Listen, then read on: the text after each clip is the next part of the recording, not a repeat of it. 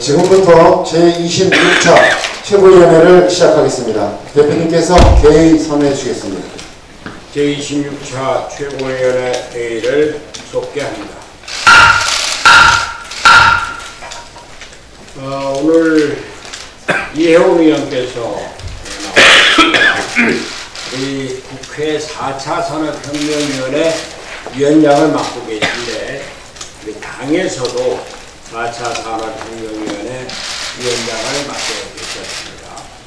그러나 이혜원 의원께서는 당의 그 4차 산업혁명위원회에 그렇게 직접적으로 구체적으로 관여하시기보다는 이 분야의 전문가이신 안영배 수석위원장을 모셔서 이분으로 하여금 4차 산업혁명위원회에 관련한 일을 구체적으로 해나가도록 추천을 해주셨고 지난 최고위에서 임명을 했습니다.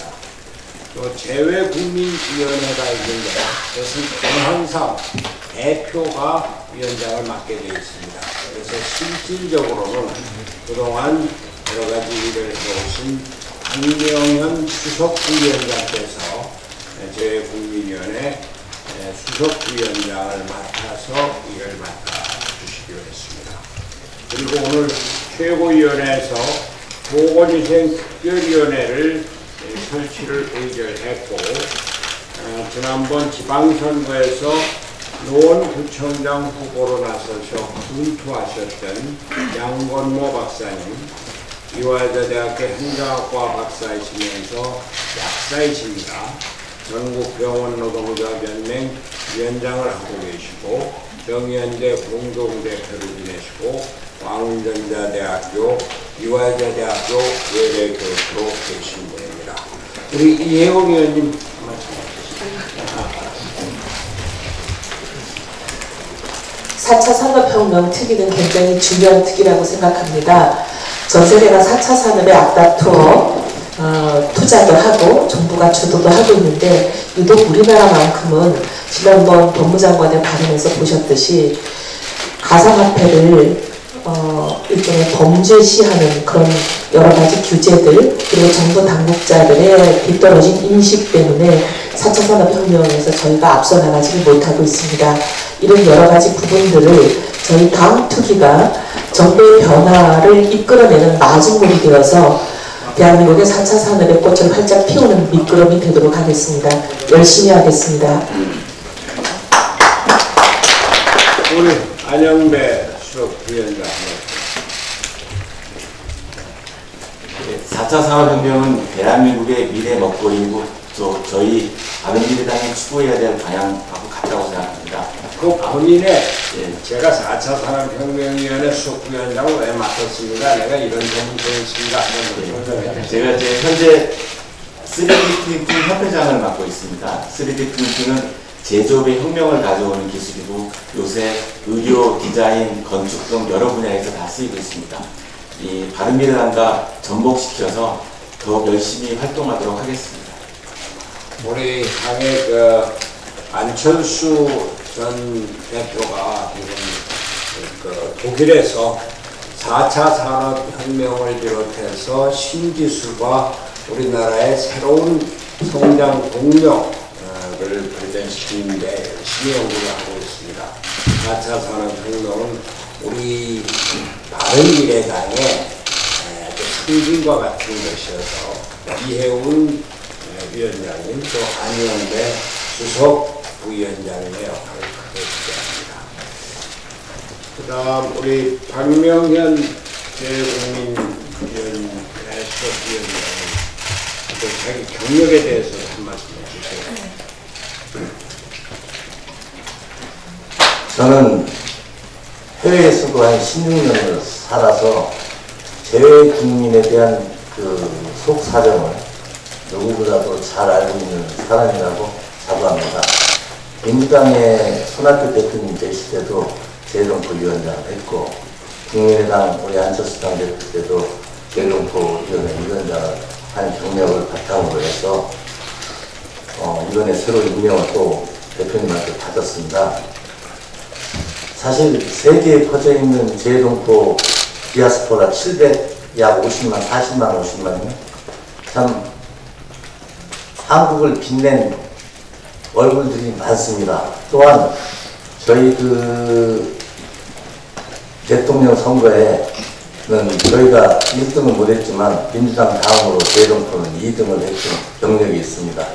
그분들 생각이 진보적이고 개혁적이고 그 다음에 한국의 경제 발전을 위해서 정말로 고생들을 많이 하시면서 한국에 대한 애틋한 그 사랑을 느끼고 있는 애국자 중에 애국자입니다. 그분들에게 저희 우리 바른미래당이 좀 더 가까이 다가갈 수 있고 그 사람들을 위해서 우리가 무엇을 할 것인가를 생각하게 됐습니다. 열심히 해서 국회의원 선거를 총선에 저희 국민의당 재정포가 저희 당을 지지할 수 있도록 열심히 노력할 것을 여러분한테 약속드립니다. 감사합니다.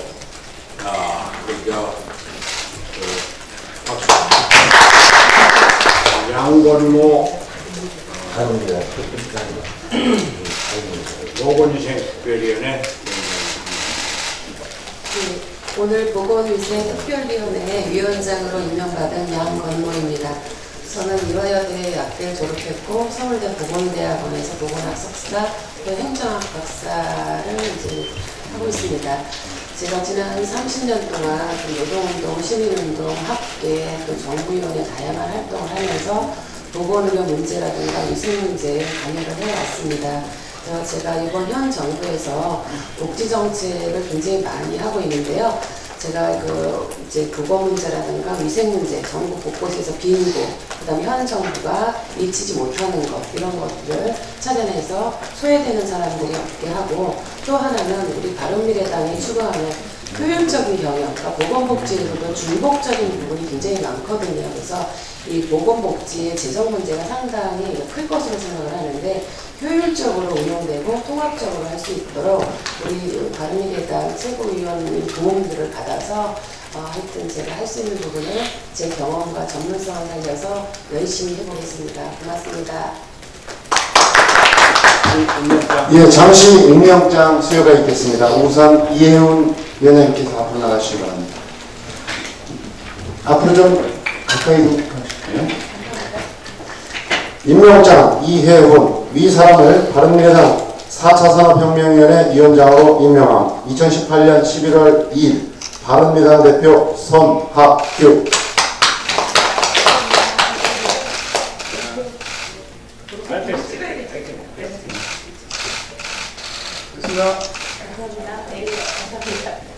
이어서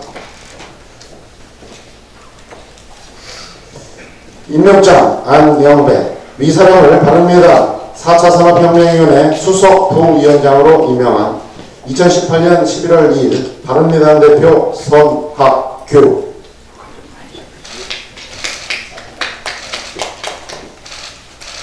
됐습니다.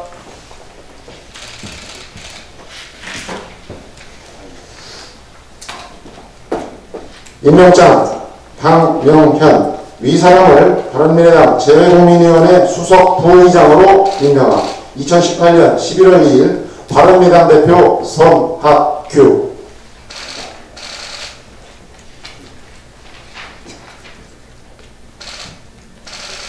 됐습니다. 다음은 양건모 위원장입니다. 임명장 양건모 위사람을 바른미래당 보건위생특별위원회 위원장으로 임명함. 2018년 11월 5일 바른미래당 대표 손학규.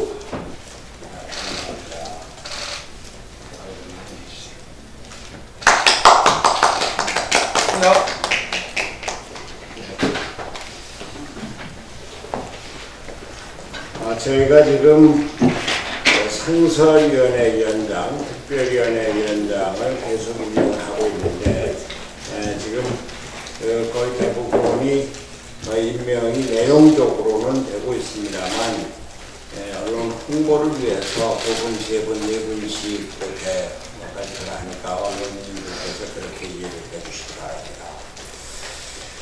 자, 오늘 많은 분들이 와주셨어요. 하태경 최고위원, 김수민 최고위원, 오신환 최고위원이 중국에서 열리는 차세대 리더십 프로그램에 참석하기 위해서 오늘 중국에 가셨고 수요일까지 계시니까 수요일도 참석을 하실 겁니다. 여러분들 이해해 주시기 바랍니다. 저는 지난 9월 2일 바른미래당 대표직을 수락하면서 국민 여러분과 당원 동지 여러분께 우선 당의 통합을 완수하겠다고 약속한 바 있습니다.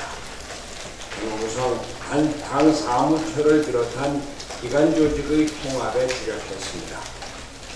이미 당은 사무처 당직자들에 대한 구조 조정으로 많은 분들이 떠나는 아픔을 겪었습니다.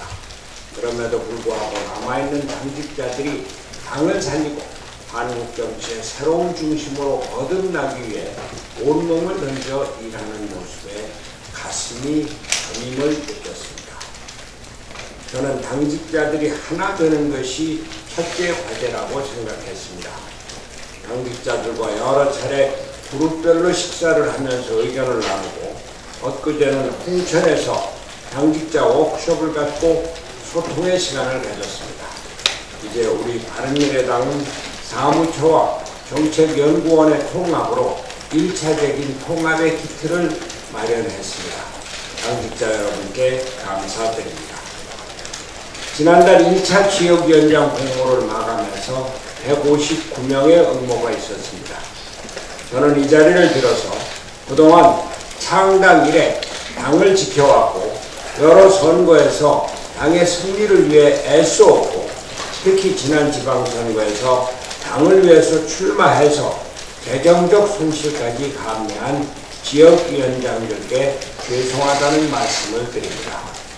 당 통합의 이름 아래 보상은커녕 아무런 설명이나 위로의 말 한마디 없이 위원장 자리를 일괄 사퇴시킨 것을 송구스럽게 생각합니다. 그럼에도 이번에 당을 위해 지역위원장에 응모해 주신 전직 위원장들께 감사한 마음 이루다 말씀드릴 수 없습니다. 전직 위원장 여러분, 지방선거 출마자 여러분, 당원 동지 여러분, 우리 바른미래당은 자기 혁신을 통해서 중도개혁의 새로운 정치 구도를 열어나가고 다음 총선에서 반드시 승리할 것입니다. 마음의 상처를 씻어주시고 새로운 정치를 열어나갈 바른미래당의 지역위원장 모집에 적극 참여해 주시기 바랍니다. 어제 전북 익산에서 원불교 종법사 이취임 대사식에 다녀왔습니다. 경산 종법사께서 퇴임 법문을 통해서 중도의 길은 그때 그곳에 알맞게 하는 것이라고 말씀을 해주셨습니다. 우리 바른미래당은 좌우에 치우치지 않고 좌우를 아우르며 옳은 길을 찾고자 하고 있습니다. 민주적 의사결정 과정을 거쳐 바른 정책을 찾는 것이 바른미래당의 자세입니다. 양극단의 대결 정치를 지향하고 다양한 정치적 의견과 입장을 수렴하는 민주적 절차가 우리 당의 중요한 가치입니다. 자제와 인내도 민주주의의 소중한 가치입니다. 바른미래당은 우리 정치사의 유례 없는 중도개혁의 큰 길을 향해 흔들림 없이 전진할 것임을 국민 여러분 앞에 다시 한번 약속합니다. 한 말씀만 더 드리겠습니다. 어제 고위 당정청 협의회에 참석한 장하성 청와대 정책실장은 우리 경제 성장률 전망치가 여전히 2% 후반대의 경제 성장률에 이르고 있고 우리나라와 비슷하거나 앞선 나라들과 비교해 결코 낮은 수준이 아니라니 우리 경제에 대한 근거 없는 위기로는 국민 경제 심리를 위축해 경제를 더욱 어렵게 할 것이라고 말했습니다.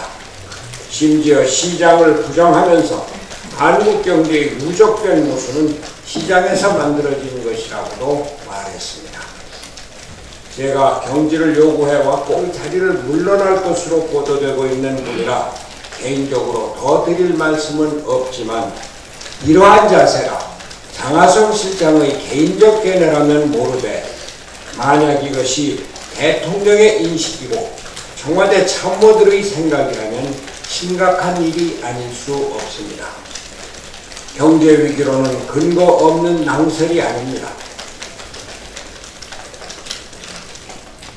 설비 투자는 6개월 연속 감속하고 있고 고용은 9개월째 100만 명을 넘어서고 있습니다. 올해 2분기 G20의 실질 GDP 성장률은 1.0%인데 반해 한국은 0.6%로 반토막 수준입니다. G20의 올 2분기 경제 성장률 평균이 3.9%인데 반해 한국은 2.8%에 불과합니다.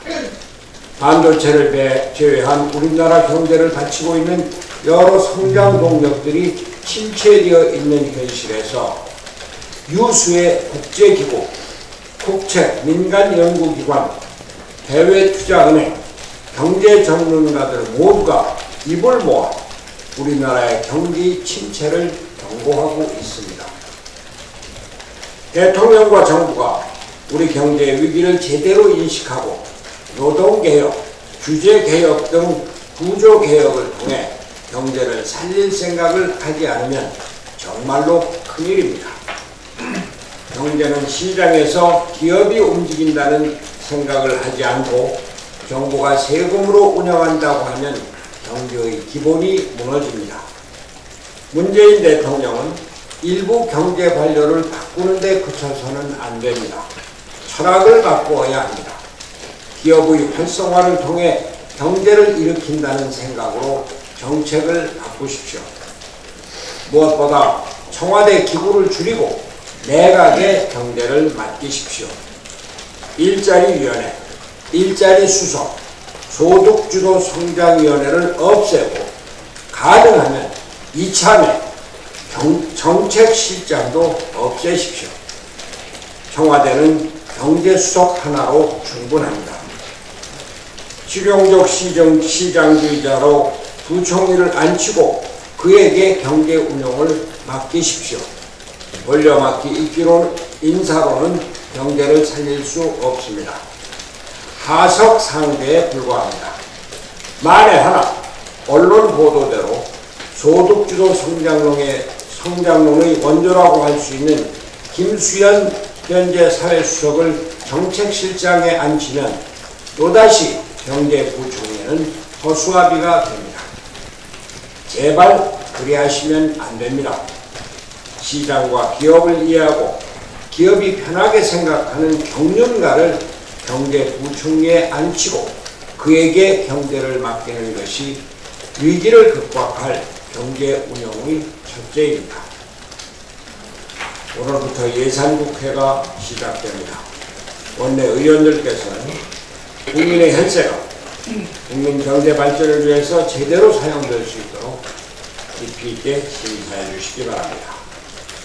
오늘 김관영 원내대표께서는 청와대에 가서 여야정 협의체에 참석합니다.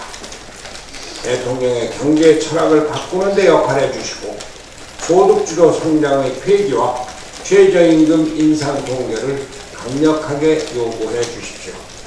그리고 국회의 활성화를 위해 선거제도 개혁에 대통령이 적극 협조하여 연동형 비례대표제가 이루어질 수 있도록 해주시기 바랍니다. 이상입니다.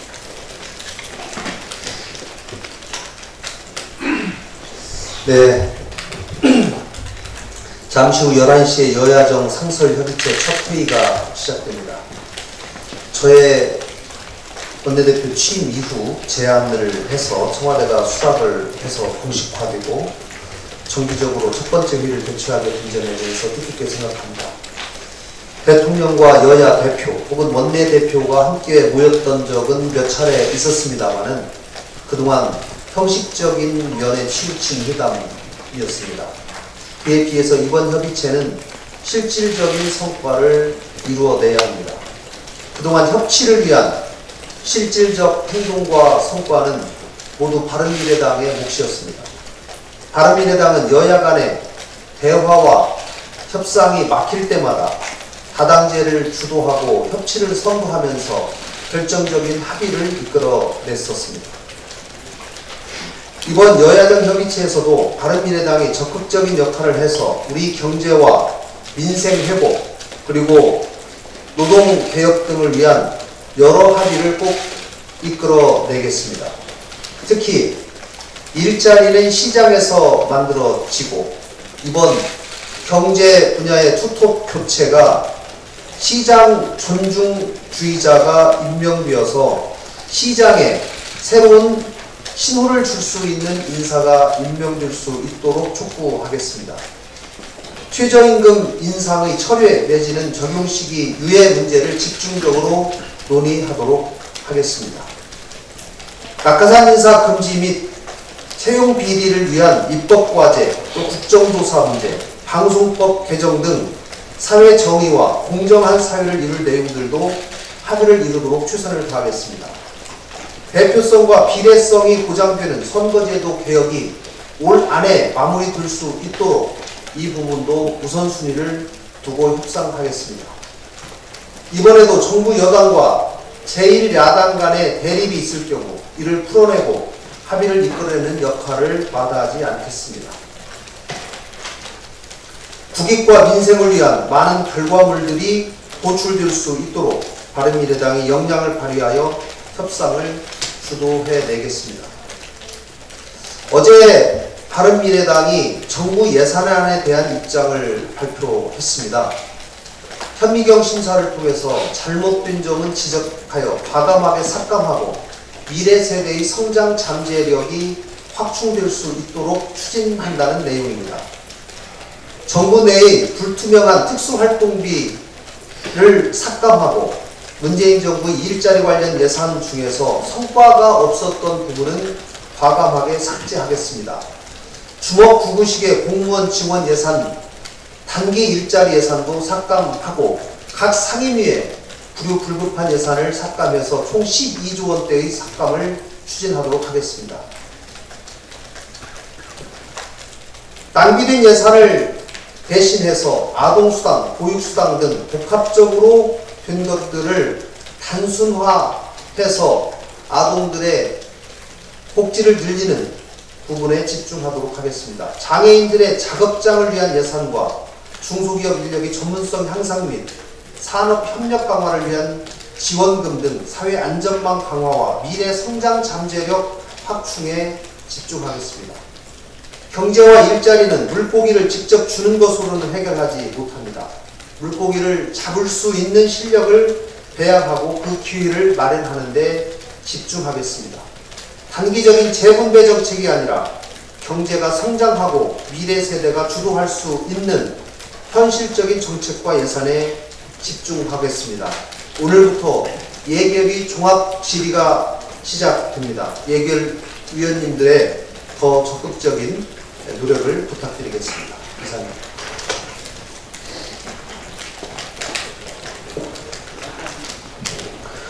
예, 내일부터 바른 토론 배틀 이제 그 멘토 추천과 그리고 주제 선정이 시작됩니다. 그래서 그를 통해서 바른미래당에 많은 청년 인재가 영입되기를 기대하고 있습니다. 언론인 여러분도 많은 관심 부탁드립니다. 그리고 지난주 금요일 회의에서 제가 민주당의 당원들, 특히 표창원, 손혜원 의원 등을 민주당의 가짜뉴스 대책위원회에 신고하겠다고 했는데 실제로 신고조사를 진행했고 그 답변은 아직까지 돌아오지 않았습니다.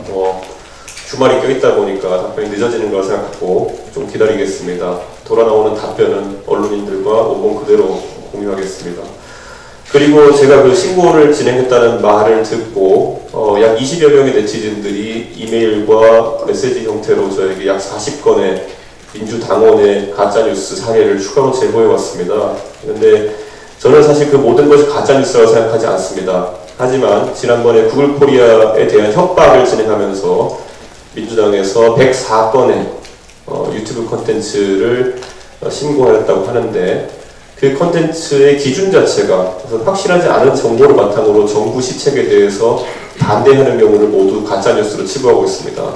그렇기 때문에 그렇게 개념을 확장시켜 놓았기 때문에 네티즌들도 그에 맞는 기준으로 신고를 해오고 있다고 생각합니다.